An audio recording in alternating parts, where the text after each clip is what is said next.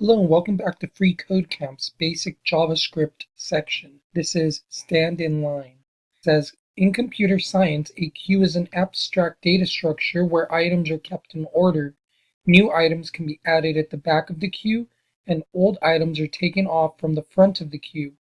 Write a function, next in line, which takes an array, r, and a number, item, as argument. Add the number to the end of the array and then remove the first element of the array. The next in line function should then return the element that was removed. So they actually already started it. Here's the next in line function, and it says our code goes here, so we will start under it. Next it says add the number to the end of the array. We could do that by saying r.push. We learned that a couple lessons ago. Push will allow us to push something to the end of the array. We want to push item, which will be the number that they pass in. Then remove the first element of the array. So right after that, we can do r.shift would remove the first element of the array. We know unshift would allow us to add something to the front of the array, but in this case we just want to remove the first element. The next in line function should then return the element that was removed. So now they want us to return the element that was removed here. So we can actually say var removed element is assigned.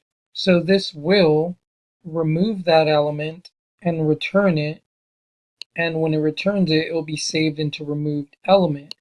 We then want to return removed element.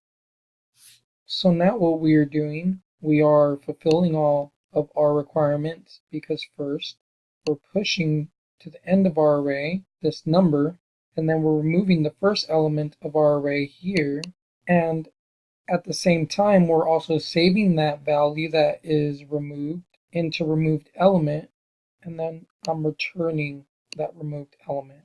Let us run test, and we did pass. To continue, understanding Boolean values. Another data type is the Boolean. Booleans may only be one of two values, true or false. They're basically little on-off switches where true is on and false is off.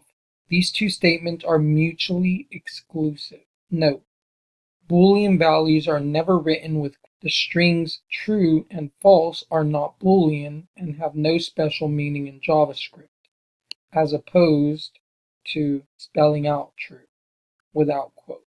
When it's around quotes, then this will be treated as a string, which is just the word true, versus here, this is an actual data type. Like there's arrays, like there's strings, like there's numbers, like there's Booleans.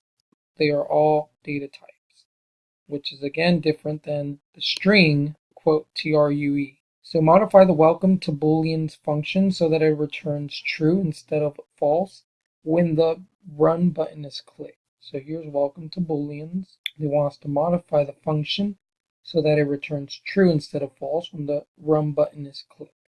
So right now it returns false. They want us to change it to return true. So when we click this run button, we should have it return true. We look, so we did pass.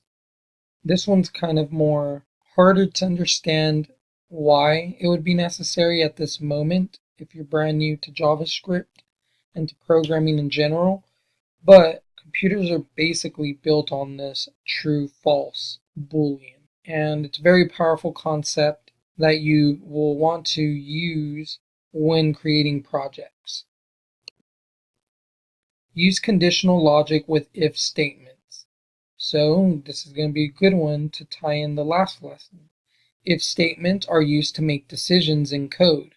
The keyword if tells JavaScript to execute the code in the curly braces under certain conditions defined in the parentheses. These conditions are known as Boolean conditions, and they may only be true or false. When the condition evaluates to true, the program executes the statement inside the curly braces.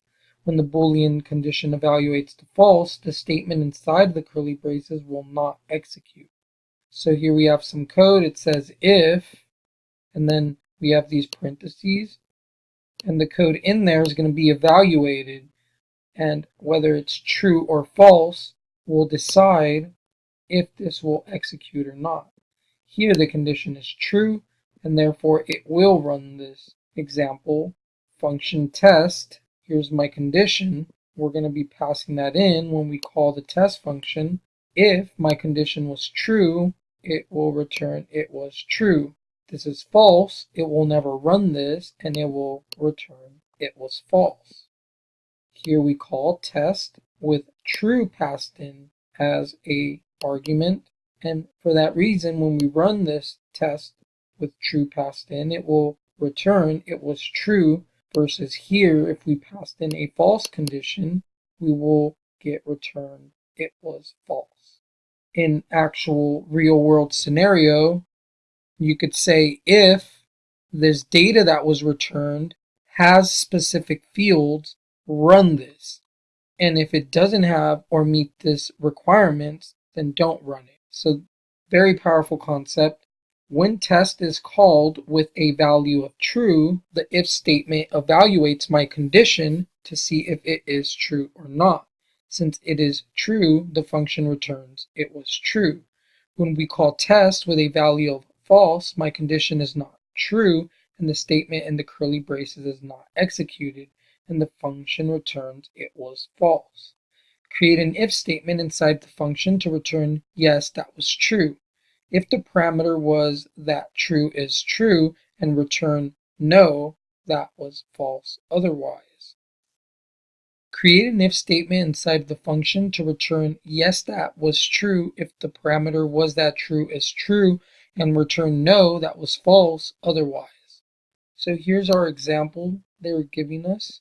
We have this function are true or false, and then in here is it true. If we are to call this function and pass in either true or false, it should return a different choice based on what is passed in. So let us try that. So we want to do similar to what they did. We're only changing code here. So we're going to say if was that true. So if it was true, return yes, that was true. And then outside of our if statement, if it returns false, it will never run this code here, and we want it instead to say return no, that was false. So that should satisfy this. We can go ahead and run it. Oh, return no, that was false. We forgot our comma, and now we should be good. And we did pass it. Comparison with the equality operator. There are many comparison operators in JavaScript. All of these operators return a Boolean true or false value. The most basic operator is the equality operator. It's two equal signs. The equality operator compares two values and returns true if they are equivalent or false if they are not. Note that equality is different from assignment, which assigns the value at the right of the operator to a variable in the left. And that's what we've been using a lot of. So equality is used with two equal signs, and one is when you assign a value to a variable. Function equality test myVal. This function will take myVal as a value, and if myVal is equal to 10, it's going to return equal.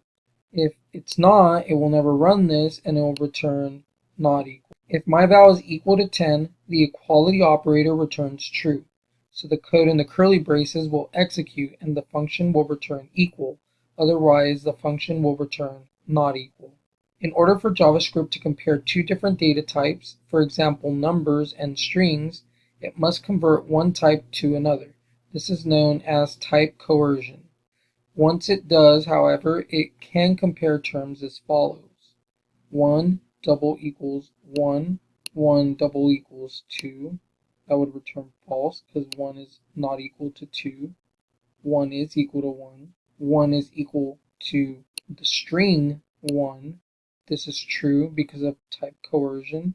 And then there's the string 3 equals this number 3, and that's also true. We'll learn later on how to use strict equality so that this would not return true. Add the equality operator to the indicated line so that the function will return equal when val is equivalent to 12. So if val equals 12, we will return equal.